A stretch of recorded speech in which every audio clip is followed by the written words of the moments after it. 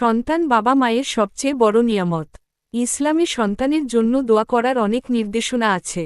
কুরআন ও হাদিসে সন্তানের জন্য সুন্দর কিছু দোয়া উল্লেখ আছে, আমি সেগুলো তোমাকে বাংলা অর্থ ও উচ্চারণ সহ দিলাম। সন্তানের জন্য কিছু বিশেষ দোয়া। ১. সৎ ও নেক সন্তান কামনায়। কুরআনের দোয়া, সূরা আস-সাফফাত, আয়াত ১০০।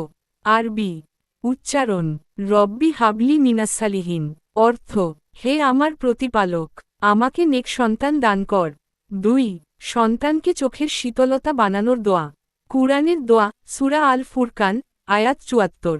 আরবি উচ্চারণ, রব্বানা হাবলানা মিন আজওয়াজিনা ওয়া যুররিয়াতিনা কুররাতা ইউনিন ওয়াজালনা লিলমুত্তাক্কিনা ইমামা।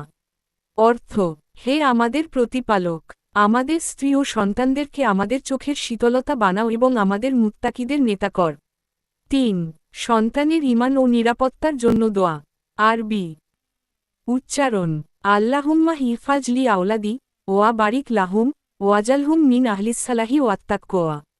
অর্থ, হে আল্লাহ, আমার সন্তানদের হেফাজত করুন, তাদের জন্য বরকত দিন, আর তাদেরকে নেক ও পহেজগার বানান। ৪. সন্তানের জন্য সহজ জীবনের দোয়া। আরবি উচ্চারণ, আল্লাহুম্মাজাল আওলাদি মিনাসসু আদাই ফিদ্দুনিয়া ওয়াল আখিরা। অর্থ, হে আল্লাহ, আমার সন্তানদের দুনিয়া ও আখিরাতে সুখী বানান।